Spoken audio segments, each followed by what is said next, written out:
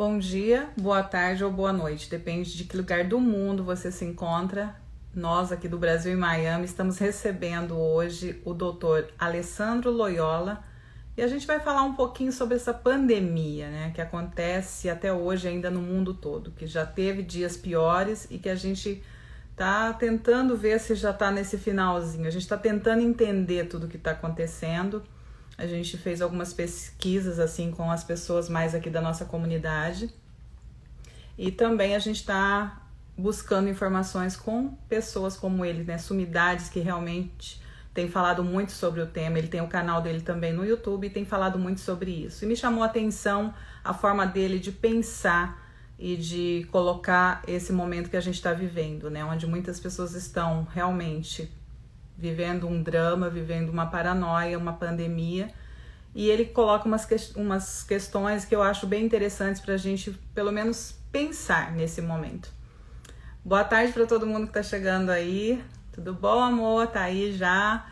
Tem um monte de gente que vai estar aqui com a gente. Tem muitas pessoas me fazendo essas perguntas já há algum tempo. Desde que eu lancei essa pergunta aqui,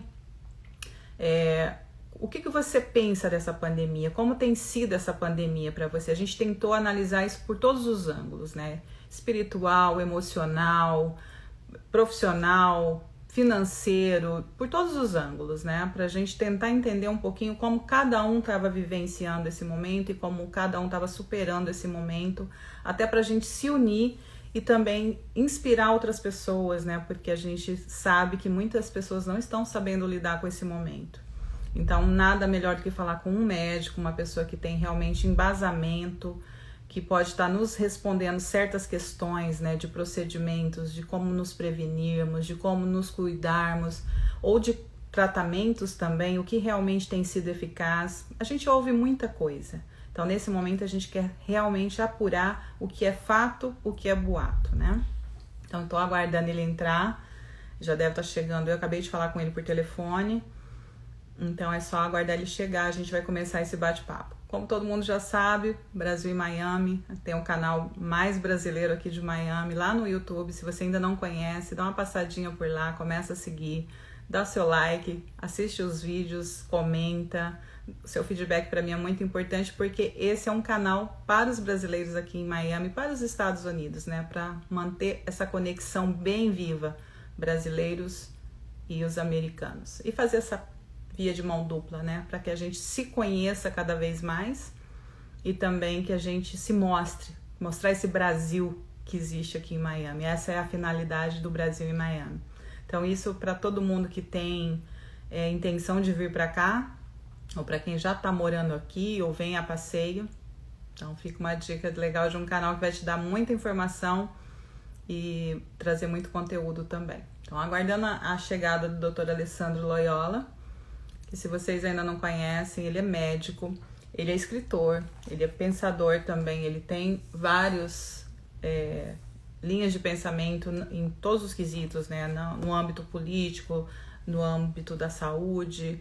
É um nome muito conhecido na comunidade brasileira, no Brasil também, né?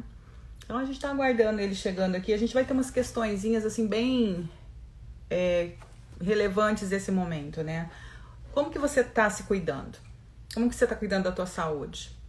Como é que tem sido para você esse momento de pandemia? Ah, ele já entrou aqui. Tudo bom, doutor? Boa tarde. Manda aí o convite que eu já aceito pra gente começar esse bate-papo, que vai ser bem bacana. Tem um monte de gente esperando algumas informações aí que eu sei que vão ser muito importantes. Você usa máscara? Por que você usa máscara? Porque é uma lei? Para questionar tudo isso. Eu gosto disso, de questionar e fazer você pensar. E a forma como ele coloca também, eu acho interessante. Tudo bom? Boa Fala, Carmen. Tranquilo?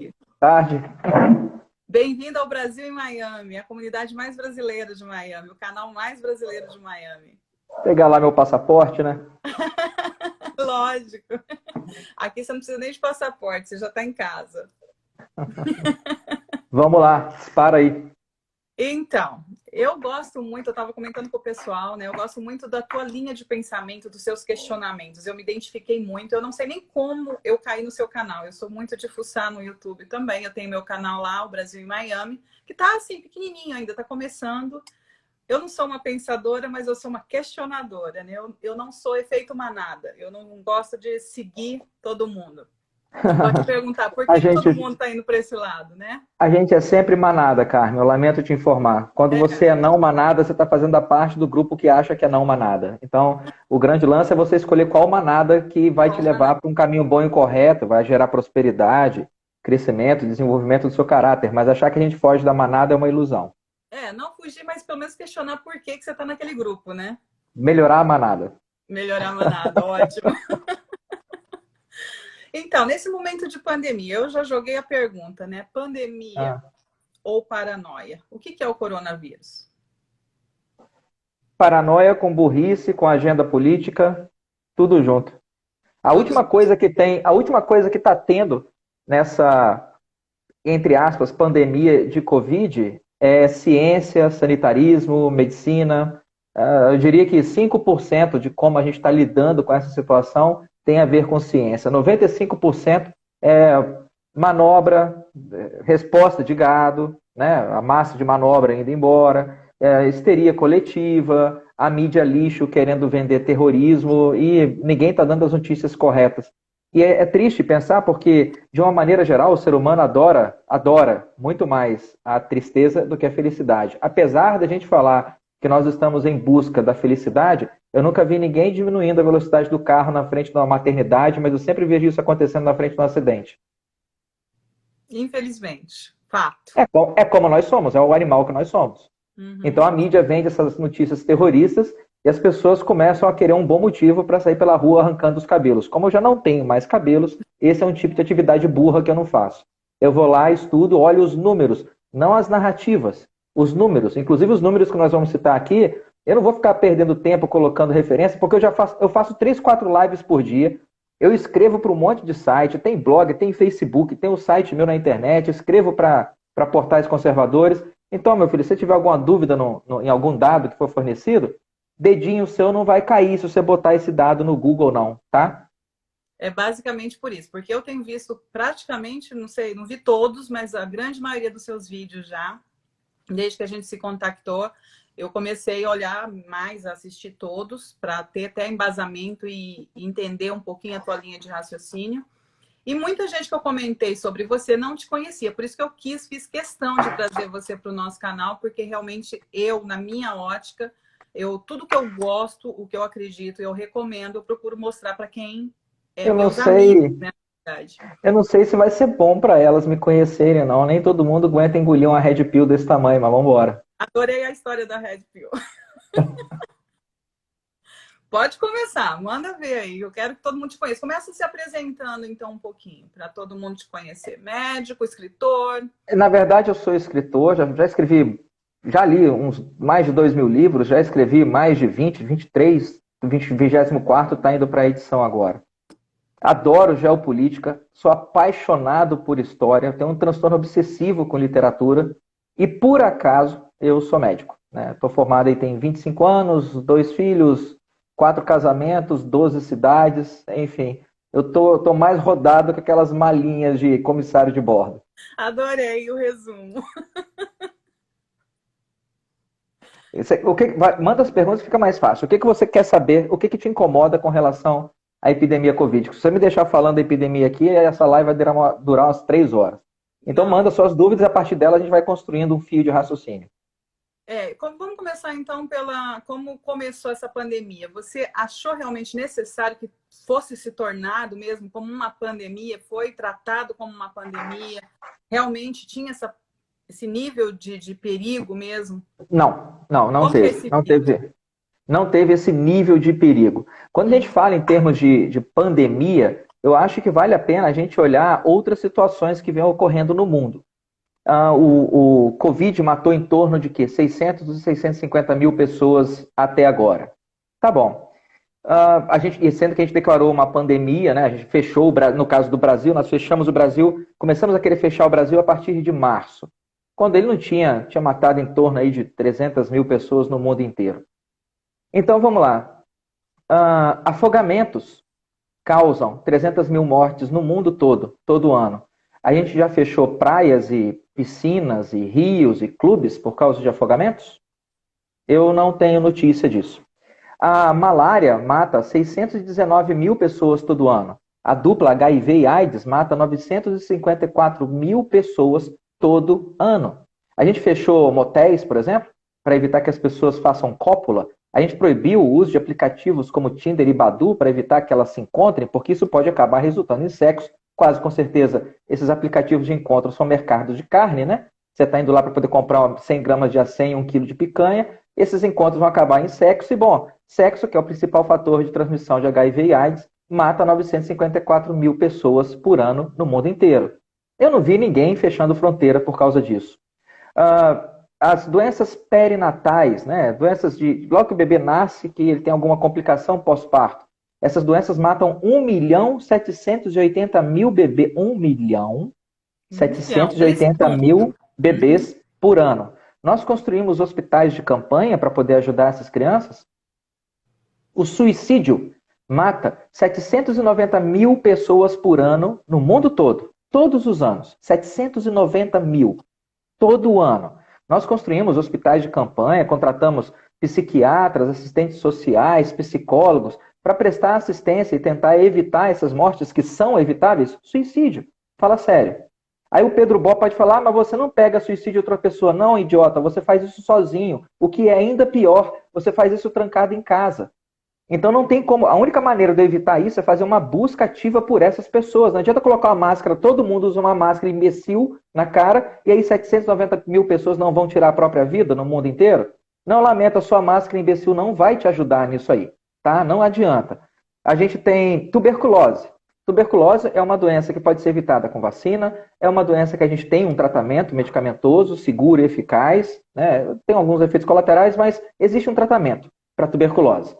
E tuberculose é uma doença respiratória, como é o Covid, e ela passa de uma pessoa para outra por meio de tosse. Tosse, espirro, você vai e manda. Ou seja, é uma doença que tem um paralelo muito grande com a Covid, com a diferença que ela já tem vacina.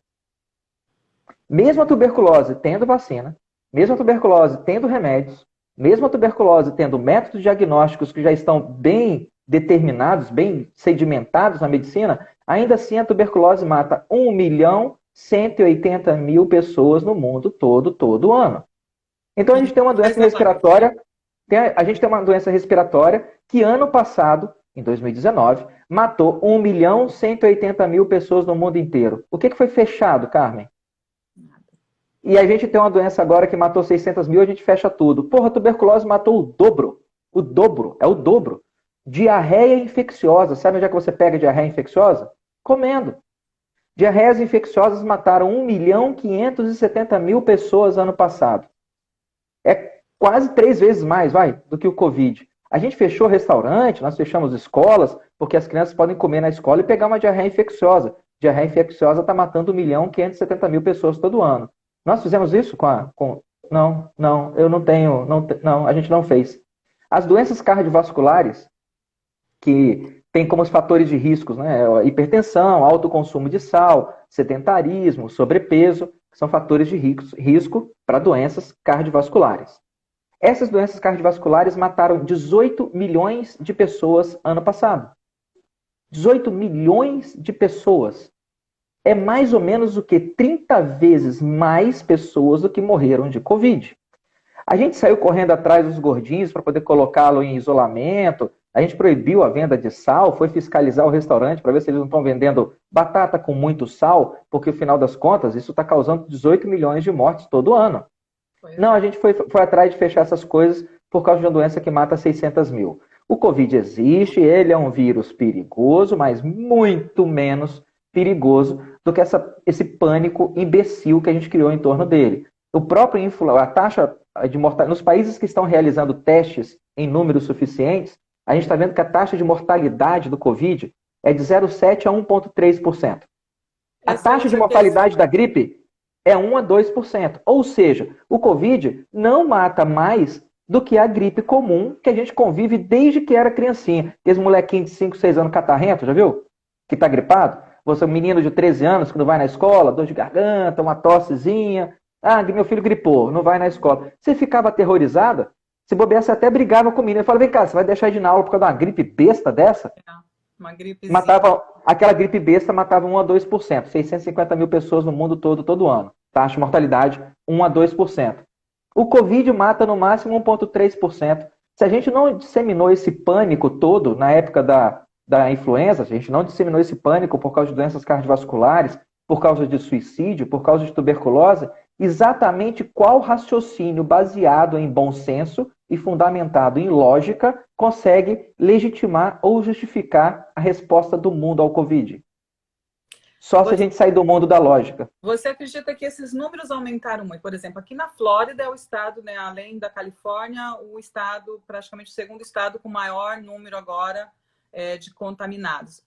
A minha suposição é por conta, como você falou, mais testes. Aqui está sendo todo mundo testado praticamente. Sim. Então, lógico, né? Se todo mundo está sendo testado...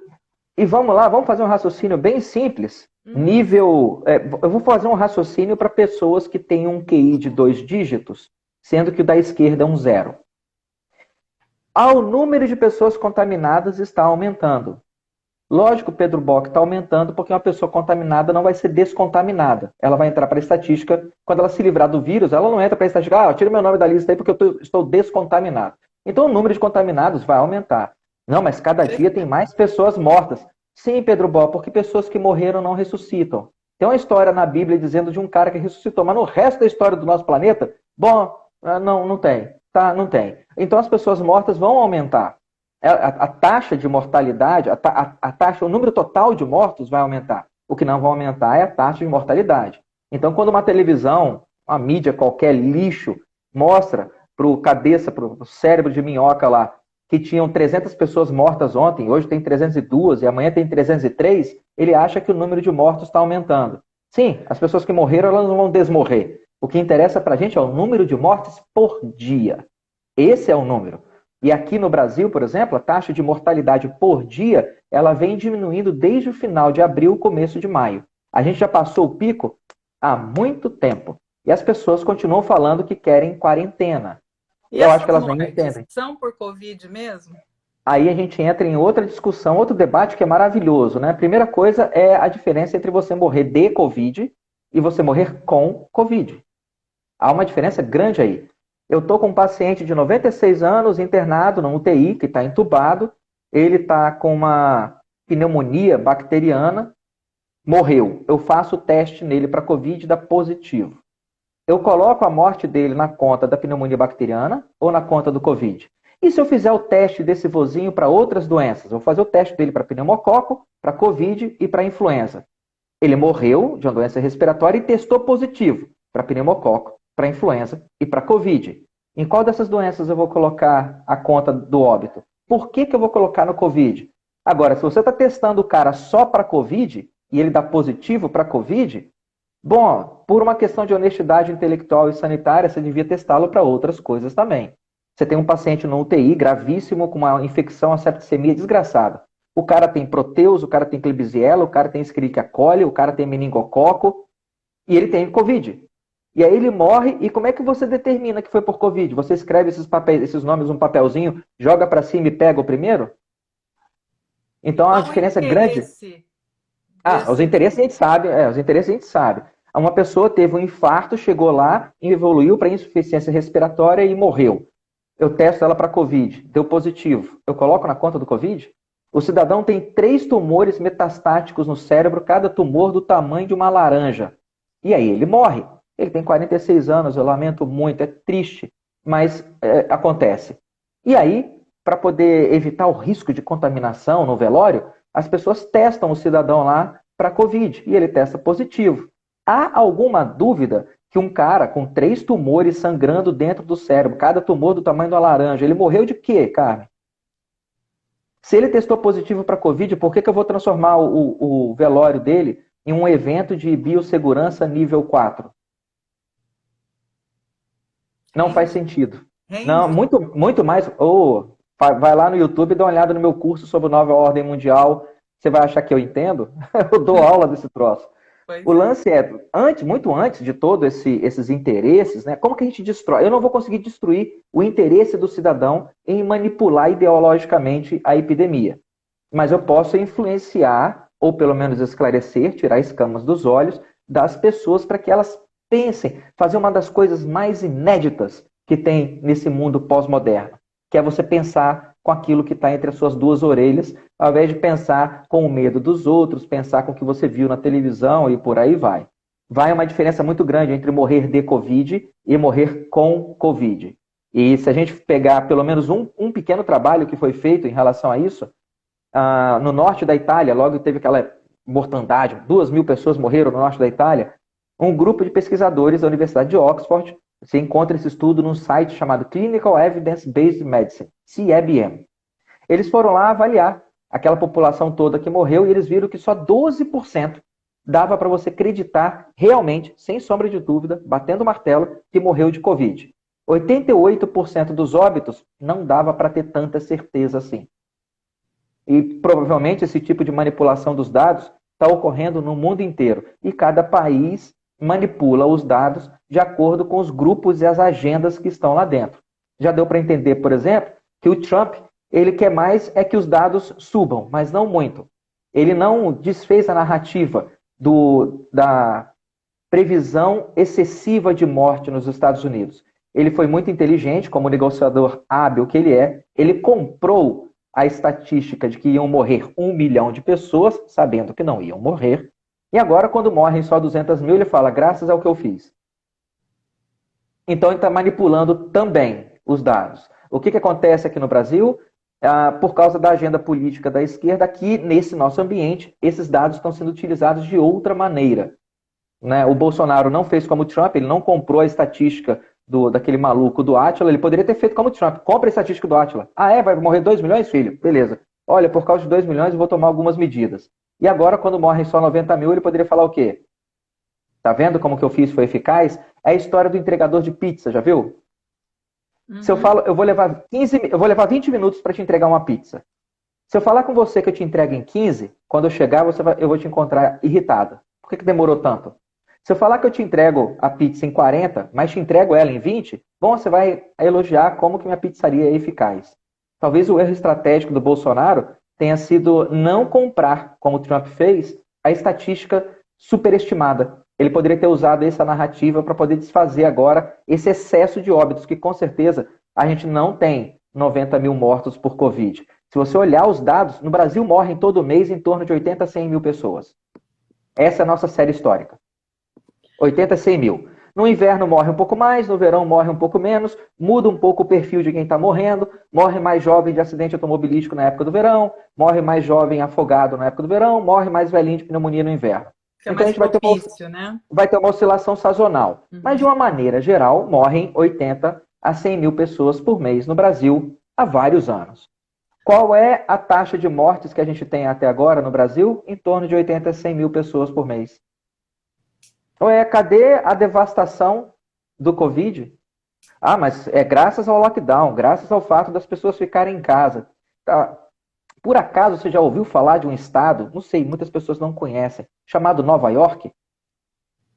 Depois de mais de 30 dias de quarentena em Nova York, 66% das pessoas internadas com Covid no hospital estavam vindo de casa. Ter ficado em casa não adiantou nada para elas. Então, se for para morrer de Covid, você vai morrer em casa, você vai morrer trancado no banheiro, você vai morrer tentando virar do avesso, enfiando a mão pela boca e puxando pelo ano. Você vai morrer de Covid de qualquer maneira. Né? O Covid vai espalhar. Quarentena jamais foi feita para evitar a infecção. No final das contas, você passar a régua no final da festa, com quarentena ou sem quarentena, você vai ter exatamente o mesmo tanto de gente infectada, exatamente o mesmo tanto de gente morta. É o que eu acredito. Eu fiz quarentena, não, é simples. Eu fiz quarentena e no final das contas eu tive 10 pessoas infectadas e 2 mortos. E eu fiz quarentena. Aí você vai para um país que não fez quarentena, passa a régua no final do ano e teve lá 10 pessoas infectadas e 2 mortos. Porque a quarentena, o princípio científico por trás da quarentena, que nunca funcionou, desde que ela começou a ser utilizada na epidemia de Yersínia, a peste negra, lá na Europa, no século XIII, o princípio por trás da quarentena era qual? O princípio científico que se solidificou por trás da estratégia de quarentena. Eu tenho uma doença que está se espalhando rápido demais, eu posso ter uma quantidade grande demais de pessoas com essa doença e elas vão saturar o sistema de atendimento que eu tenho. E vão acabar provocando um colapso nesse sistema. O meu receio é de que outras pessoas com outros problemas que precisariam desse sistema não vão conseguir acessá-lo e vão morrer de derrame, de diabetes, de sinusite, de apendicite, de câncer, de trauma, de facada, porque elas não conseguiram acessar o sistema de tão colapsado que ele estava. Se de repente eu estiver numa cidade, você está onde? Miami, né? Miami. Vamos dizer que Miami tem, vamos dizer, tá em hipótese, tá? Que Miami tem 10 ambulâncias do SAMU. De repente, por causa da epidemia dessa, do pânico que se instalou, toda Miami começa a chamar a ambulância do SAMU. Vai faltar ambulância para a criança que caiu, vai faltar ambulância para o sujeito que está infartando em casa. Não tem como te mandar ambulância aí, eu não tenho ambulância. Tá tudo empenhado, tá tudo correndo atrás de gente que está tossindo com falta de ar, achando que está morrendo de Covid. Então, o que a quarentena tenta fazer? Ela tenta achatar a curva, diminuir um pouco o volume de pessoas contaminadas num curto espaço de tempo, para permitir que o sistema de saúde se adapte àquela onda que vai vir. Mas a onda vai vir. O que a quarentena está fazendo é o quê? Ganhando algum tempo para que você construa hospital, compre respirador, compre remédio, capacite médico, contrate gente, porque o tsunami vai chegar. A quarentena não vai evitar o tsunami. Eu vou construir uma barreira, um murozinho aqui. Né? Mas a quarentena é para quê? Levantar um muro, olhei, eu estou vendo a onda vindo. Falo, caramba, na hora que essa onda chegar, eu não tenho bote para todo mundo. Mas eu sei aonde tem bote. Levanta um muro, que a água vai levar um tempo para poder subir e atravessar o muro, e nesse intervalo de tempo a gente consegue trazer os botes. Então, quarentena não é para diminuir o tanto de pessoas que pegou, o tanto de pessoas que morreu do vírus. A quarentena é simplesmente para permitir que o sistema de saúde se adapte para poder receber a pancada. Mas a pancada vai vir. E ela tem que vir. Sabe o que acontece quando você faz uma quarentena show de bola, padrão ouro? Mais ou menos uns 15 mil anos atrás, os seres humanos ultrapassaram uma ponte que tinha lá na ponta da Rússia, chamada Beringia, e colonizaram as Américas. Nós, seres humanos, não somos naturais desse continente. Nós somos naturais lá da África e do Oriente Médio. Não havia seres humanos aqui 10 mil anos atrás, 15 mil anos atrás, e atravessaram essa ponte. No finalzinho da última Era do Gelo. E aí a Era do Gelo acabou, os mares subiram de nível, porque houve um degelo, e a ponte da Beringia fechou. Então, mais ou menos há uns 10, 12 mil anos, a gente permaneceu isolado nas Américas como populações indígenas e silvícolas. No final do século XV, começo do século XVI, grandes navegações, portugueses e espanhóis vieram para as Américas. Só no Brasil a gente tinha mais ou menos 3 milhões de índios que estavam há milhares e milhares de anos em quarentena absoluta de contato com as bactérias e germes do Velho Mundo. Como as condições sanitárias no Velho Mundo não eram exatamente as ideais, eles estavam cheios de hanseníase, varíola, peste bubônica, tinha uma coleção, as condições sanitárias da Idade Média na Europa eram uma desgraça. Aquilo lá era um caldeirão borbulhante de bactéria, que não existiam aqui.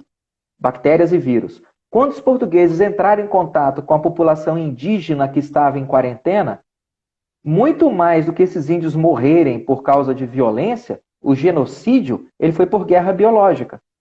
A população americana, principalmente a população indígena no Brasil, morreu aos borbotões por causa de contato com varíola, contato com diarreia infecciosa, que os portugueses trouxeram. É exatamente esse tipo de coisa que acontece quando você mantém uma população em quarentena absoluta durante muito tempo e abre ela para o mundo real.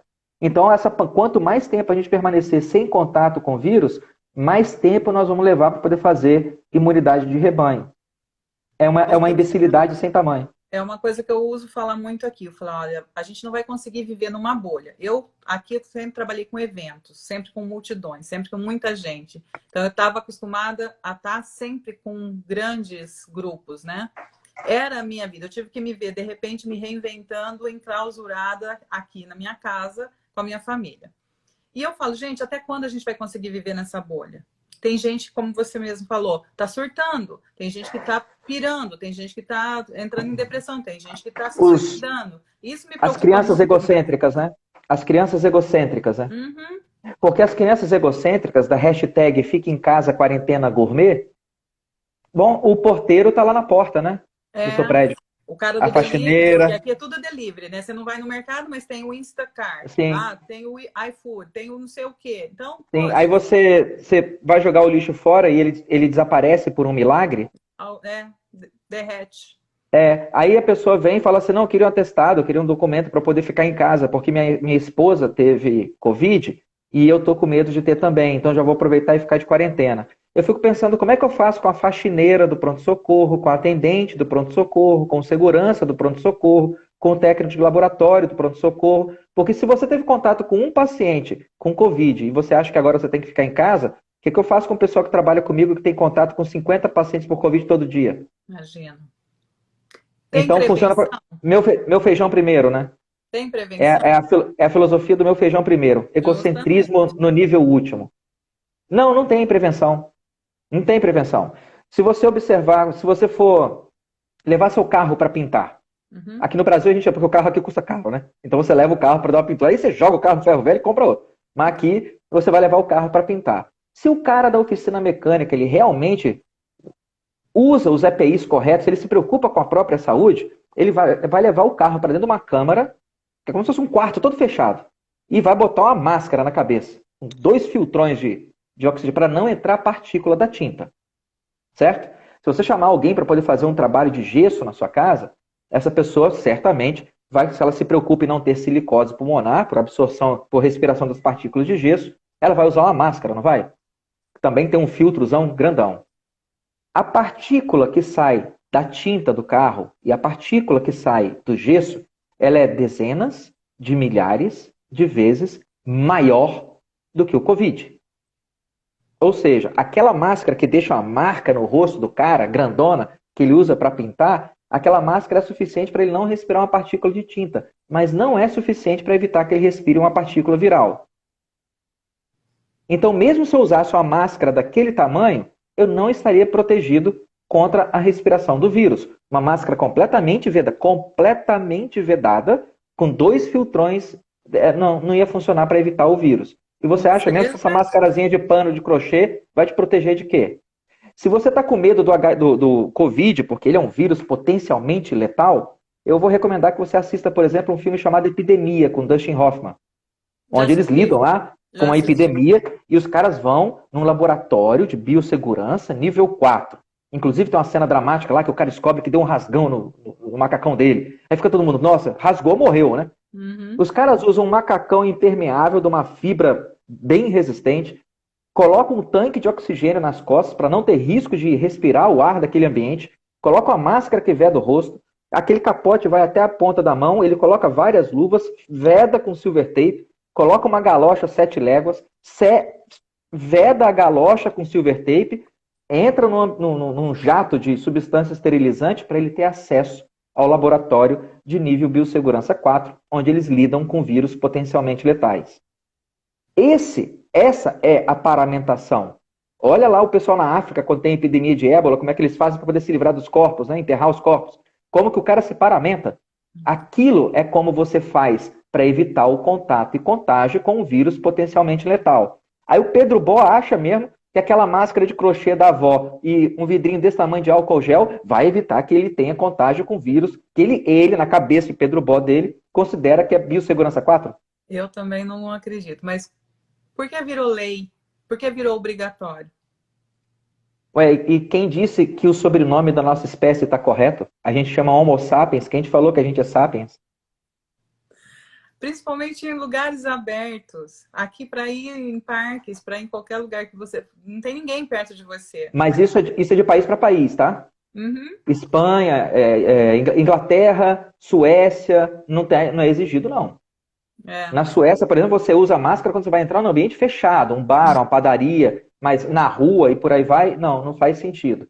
O que me preocupa com relação à obrigatoriedade das máscaras é que, em termos médicos, a gente tem um axioma que chama primo non nocere. Primeiro, não cause dano. Então, qualquer tratamento, qualquer medida que você vai fazer, antes de você entrar no papo de eficiência, a gente vai ter que conversar sobre segurança. A primeira providência é: isso é seguro? Aí, na sequência, a gente debate sobre se isso é eficaz. Só que quando o governo recomenda que você use máscara, ele está deixando, então, por sua conta e risco, que você decida se você vai assumir o risco de usar uma máscara ou não. Se eu só estou recomendando, não estou determinando. Eu estou prescrevendo, eu não estou normatizando. Eu recomendo que você tome esse remédio. Eu recomendo que você use máscara. Eu não estou amarrando você numa cama e te dando o remédio. Eu te dei uma receita, mas e se eu não quiser tomar? Ué, a saúde é sua, você que se foda. O problema é seu. Se o governo recomenda que você use máscara, então a questão da segurança e da eficácia fica por sua conta. Mas quando o governo determina, torna obrigatório que você use máscara, bom, então o governo tem que me dar dados absolutos, sólidos, inquestionáveis, não com relação à eficácia, mas primeiro com relação à segurança. Eu passar o dia respirando aquele caldo de bactéria que sai da minha saliva e da minha boca, isso é seguro para mim? Eu não estou trocando o risco de ter uma pneumonia por Covid por um risco de ter uma pneumonia aspirativa por bactérias que estão na minha boca? É seguro eu ficar respirando o tecido da máscara o tempo inteiro? Será que aquela microatmosfera que a máscara faz é seguro se eu for andar na rua e tiver que correr para pegar um ônibus? Eu sou cardiopata, eu tenho dois stents, eu fiz safena, eu estou usando aquela máscara, de repente vou ter que fazer um esforço maior. Estou no meu condomínio, vou dar uma volta com o meu cachorro. Não tem risco, de repente? É seguro?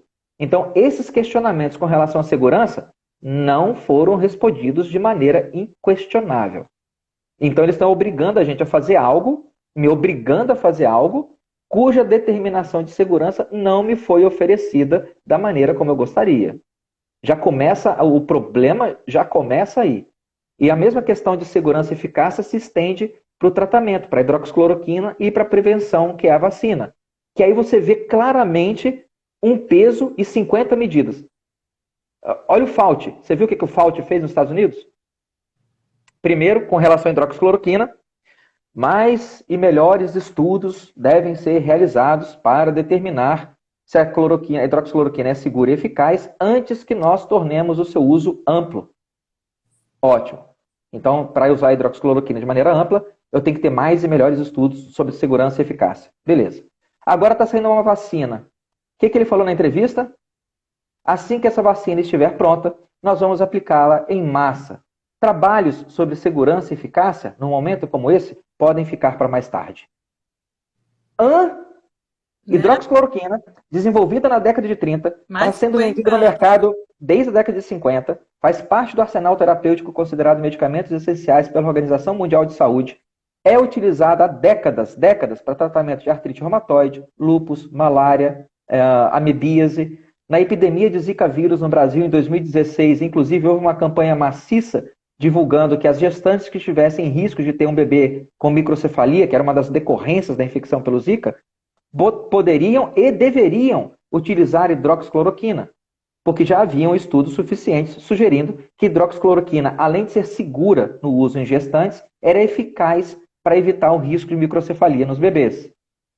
Então, é uma droga assim, cujo perfil de segurança e eficácia está mais do que sedimentado.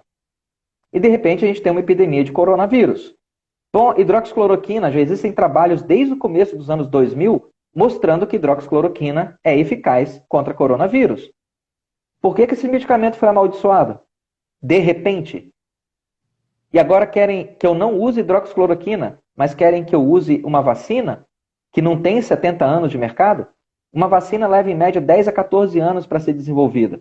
Se você utilizar uma metodologia de fast science, acelerar o processo, você consegue produzir uma vacina mais ou menos decente em 3 ou 4 anos. Nós identificamos esse vírus, o primeiro caso ocorreu em Wuhan no começo de dezembro de 2019. E você quer falar para mim que você conseguiu produzir uma vacina segura e eficaz em 8 meses? Sendo que, em média, ela leva 10 a 14 anos, se acelerar o processo, ela leva 3 ou 4 anos, e você conseguiu fazer isso em 8 meses. Isso foi o quê? Foi o Espírito Santo que abençoou vocês para conseguir fazer um troço? É quase milagre, né? Né? Interessante. E a ivermectina? E as pessoas estão indo nessa. O que você pensa da ivermectina? Excelente, excelente. As duas medicações, o trabalho do Zelenko, no começo, ele analisou a hidroxicloroquina com azitromicina e com zinco. Uhum. O zinco meio que está meio bagunçado ainda, as evidências não são conclusivas com relação ao zinco. Faz diferença colocar o zinco, não colocar o zinco? Aparentemente não faz diferença. Mas faz diferença a hidroxicloroquina com a azitromicina, especialmente a hidroxicloroquina. É como se a azitromicina fosse uma gasolina e a hidroxicloroquina fosse o carro, né? Então você coloca um pouco mais de gasolina aditivada, o carro anda mais rápido. Mas a hidroxicloroquina, ela muda o pH de dentro da célula. E isso meio que impede que o vírus entre na célula. Ele tem alguns canais que ele usa para poder entrar na célula. Quando a hidroxicloroquina muda esse pH, é como se essas portas se fechassem. A ivermectina tem uma outra ação que é sensacional. O que está provado é que ela dificulta a replicação do vírus. Então, quando você usa as duas coisas combinadas, eu vou colocar uma barreira na porta para que o vírus não entre. Hidroxicloroquina com azitromicina. Mas, por precaução, eu vou tomar ivermectina. Por quê? Porque vai que o vírus entra. Se ele entrar, a ivermectina pega ele dentro da célula e impede ele de se multiplicar. Cria uma barreira. Porque a gente tem... Não, a hidroxicloroquina cria a barreira, mas se ele entrar em casa, a ivermectina dá um tiro nele. Impede ele de se multiplicar. Então você atua em dois mecanismos contra o vírus. Eu estou tanto mantendo ele lá fora, mas se ele pular o muro, o cachorro da ivermectina pega ele aqui dentro. Mas você aconselha isso a pessoa tomar assim que perceber algum sintoma ou tomar antes como preventivo? Então, aí... Duas linhas aí, né? Existem 53 estudos já publicados de boa qualidade, mostrando que hidroxicloroquina e azitromicina funcionam no tratamento. O uso precoce de hidroxicloroquina no primeiro ao terceiro dia tem sido associado a índices de cura de 100%. Quando eu espero muito mais tempo, 7 dias, 8 dias, para dar o remédio, esse índice de cura cai para 61%. Ou seja, está provado que hidroxicloroquina funciona, mas ela tem uma pegadinha, como se fosse um paraquedas, que é uma comparação que eu faço muito. Não adianta você saltar de um avião a 5.000 metros de altura e abrir o paraquedas a 1 metro do solo. Se você fizer um estudo desse, você vai começar a concluir que paraquedas não funcionam. Na verdade, o que não funciona é o modo como você está usando o paraquedas. Abre esse paraquedas pelo menos a 1.500 metros, a chance de você chegar em segurança no solo aumenta. Então, hidroxicloroquina e azitromicina, quando utilizadas no primeiro ao terceiro dia, início rápido, tossiu, teve febre, falta de ar, pum, já entra com remédio. O índice de cura e sobrevivência é quase 100%. Se eu esperar uma semana para poder iniciar, eu já caio para 61%. Na Austrália foram realizados alguns estudos com ivermectina em pacientes graves em UTI. E o que eles viram é que mesmo no caso grave, o uso da ivermectina está associado a uma redução de 7 a 8 vezes no risco de morte. Então, são 2 remédios extraordinários. Se eles funcionam para prevenção da infecção, bom, aí esses estudos não estão prontos ainda. O que eu posso falar é, você tendo sintomas, não espere fazer exame de sangue. Não, os exames são um lixo, tá? Esses exames que a gente tem aí, se quiser a gente até fala deles, mas não presta. Para diagnóstico e tratamento, não presta. Eu quero saber a eficácia, realmente, a confiabilidade desses exames. Então vamos lá, para você poder ter um índice de eficácia no tratamento bom, você tem que iniciar com o tratamento em quantos dias? Em até 3 dias do início dos sintomas, ok? Guarda isso, hein? Para que o tratamento funcione, eu tenho que iniciar com remédio até 3 dias do início dos sintomas. É a janela ideal, essa é a janela. Aproveita aquela ali. Existem 3 exames principais que a gente pode usar para poder dar o diagnóstico de COVID. São testes de antígenos, testes sorológicos e testes moleculares. Testes de antígenos, eles vão detectar substâncias, a fumacinha do vírus no seu sangue. Uma fumaça que o vírus deixou. Não é um teste bom. 75% de inacurácia. Ou seja, os testes são imprecisos. Eu não sei se ele deu negativo se o cara não tem. Eu não sei se ele deu positivo e o cara tem. Esse teste ele produz 75% de resultados não confiáveis. Ou seja, joga testes de antígenos fora. Sobram os testes sorológicos e o teste molecular. O teste sorológico ele vai detectar o seu anticorpo contra o vírus. O problema é que leva um tempo para que você forme um nível suficiente de anticorpos para que ele apareça no vírus. É igual um submarino. O submarino está a 100 metros de profundidade. Você está olhando a superfície do mar, você não vê nada. Ele está a 50 metros, continua não vendo nada. Ele está a 3 metros, continua não vendo nada. Opa, ele está a 5 centímetros, apareceu uma ponta da antena. Fala, agora eu estou vendo ele ali. Pois é, levou um tempo. Para que o teste sorológico, para que detecte anticorpos no seu sangue, isso alcance um nível que apareça no teste, leva em torno de 7 a 14 dias. 88% dos testes utilizados no Brasil são testes sorológicos. Então, se eu vou precisar ter 7 dias de sintomas para que o teste seja positivo, o que aconteceu com a minha janela de 3 dias para iniciar o tratamento? Acabei de fazer um monte de cocô em cima dela, né? Fiquei esperando. Não. O RT-PCR, que é o teste molecular, aí os testes sorológicos têm um índice de falha de 20% a 60%. Mesmo você esperando 7 dias, não é 100% certeza de que se ele deu negativo, você não tem. Eu posso ter até 60% de falso negativo. Então, assim, como ferramenta diagnóstica, é um lixo. Eu tenho que esperar 7 dias, o resultado é 20% a 60% não confiável? Para que eu fiquei esperando isso? O teste molecular, que é o RT-PCR, você tem que fazer ele por volta do 3º ao 5º dia. Dá para fazer um pouco mais cedo que o teste sorológico. Mas, novamente, você precisa que o vírus se replique dentro de você até uma quantidade suficiente para que ele apareça no teste. Isso leva em torno de 3 a 5 dias. Então, se você começar com um sintoma hoje e fizer o teste hoje, é provável que o teste de RT-PCR dê negativo, mesmo você tendo o vírus. De uma maneira geral, pegando todas as pessoas que fizeram o teste, o RT-PCR, que é o teste melhor que tem, mais sofisticado, mesmo assim, ele tem um índice de não confiabilidade de 30%. Qual é a diferença de procedimento nesses testes? Tem um que eu sei que é pela narina, né? E outro é o você pode fazer de várias maneiras, mas de um modo geral, o RT-PCR é o swab, que é aquele cotonete, aí é o teste molecular, e o teste rápido pode ser feito pelo sangue ou um testezinho igual aquele de diabetes. Você fura o dedo, coloca ali aquela gotinha e vai dar a leitura. Entendi. Mas esses testes, em termos de ferramentas para determinar o diagnóstico e o tratamento, eles não são muito úteis. Eles são úteis como para poder gerar narrativas, que vai produzir uma segurança. Todo mundo está sendo testado. Não faz a menor diferença, o teste não salva você. Mas isso dá uma narrativa de segurança. E outra coisa, aí sim, do ponto de vista científico, tem interesse epidemiológico. Né? Quantos testes positivos foram necessários na população de um modo geral para que a gente atingisse um ponto de imunidade de rebanho? 30%? 40%? Mas assim, isso é lá na frente, depois que a epidemia já passou, em maio do ano que vem. Não vai adiantar para o sujeito que está doente agora. O interesse dos testes que estão sendo realizados é muito mais criar uma narrativa para o pessoal que faz política e criar uma base de estudos epidemiológicos para o pessoal que faz ciência. Mas para o paciente que quer ser tratado...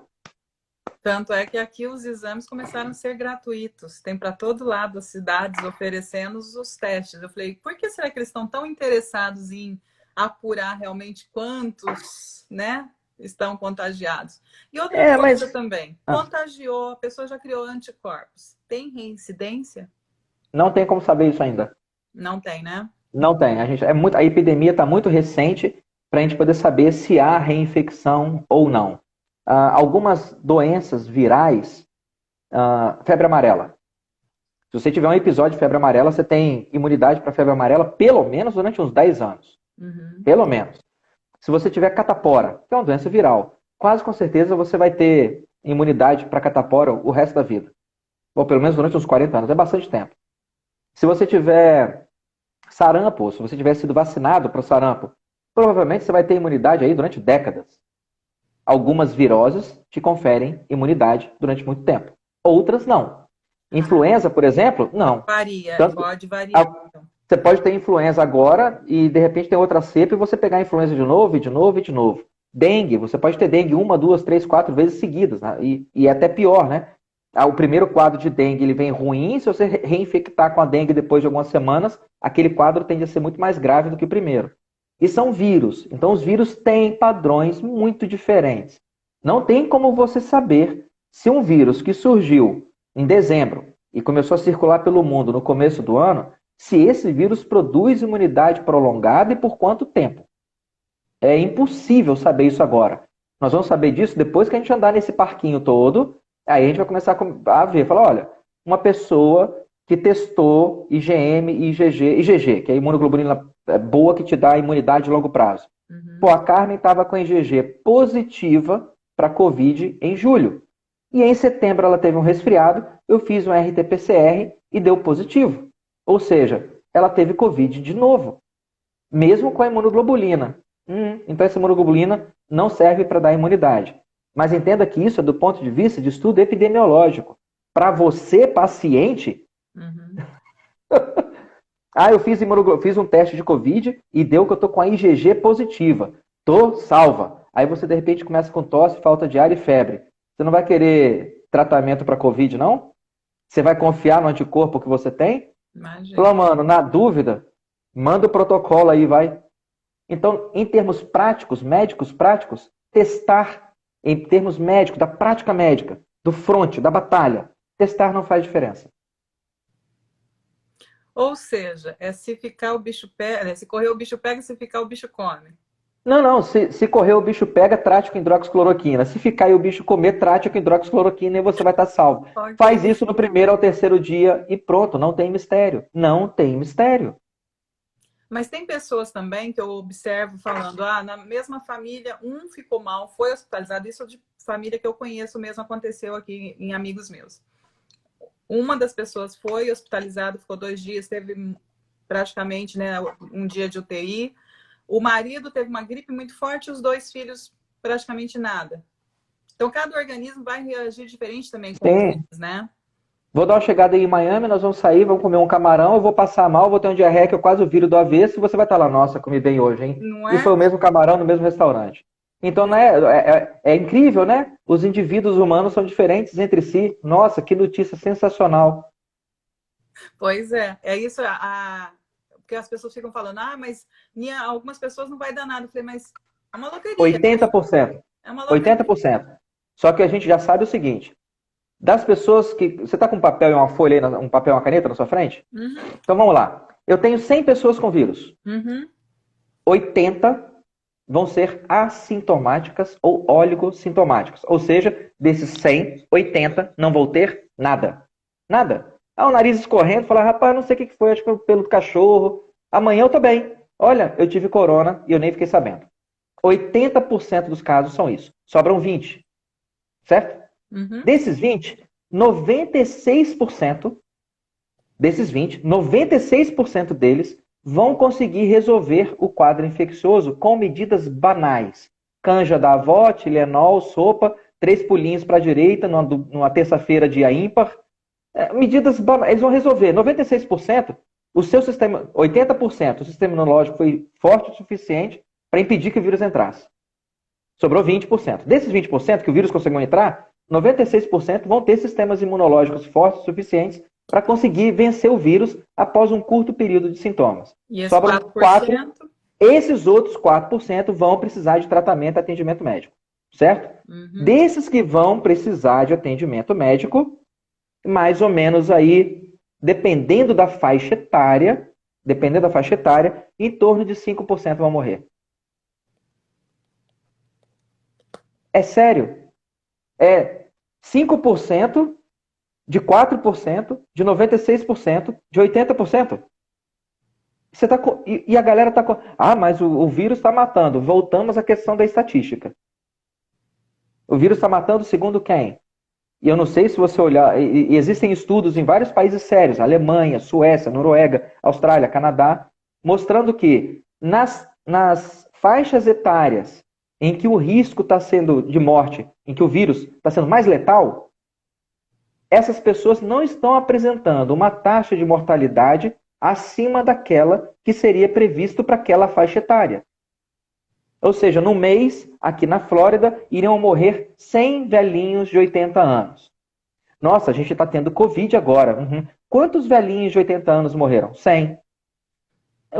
Então a taxa de mortalidade para aquela faixa etária específica não está sendo maior. Só que ao invés de morrer de queda, ele está morrendo de Covid. Mas, de um modo geral, a taxa de mortalidade não aumentou. E é o que os dados no Brasil mostram. A gente não está tendo um excesso de mortes aqui. Cadê quando começaram com essa história, essa guerra de narrativa do Covid? Mostraram um monte de gente desmaiando na rua, na China, e o carro passava assim, tá caindo na calçada. Cadê aquele povo? Você viu alguém? Saíram cavando covas coletivas em São Paulo.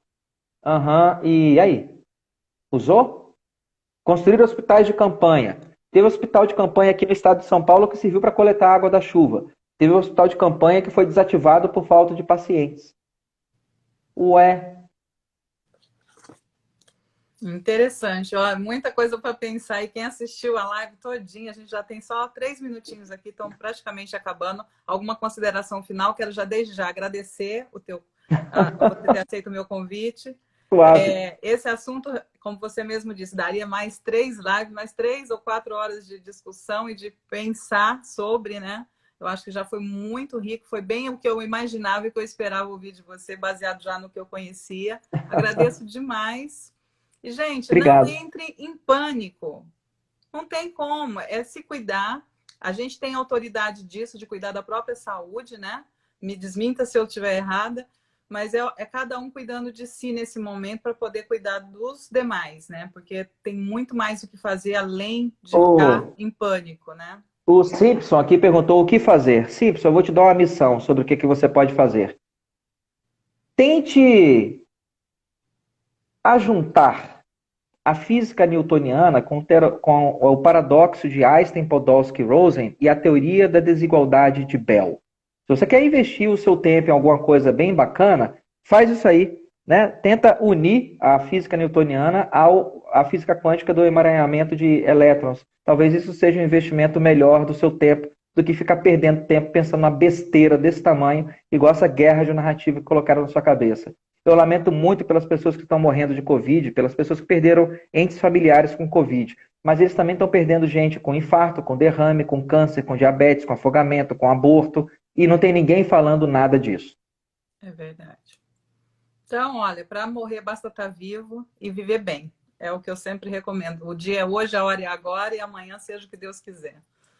Obrigada. Por Até nada, a Carmen. próxima. Te espero em Miami em breve, Honrado. hein? Não. Tchau, Tchau, tchau. pessoal.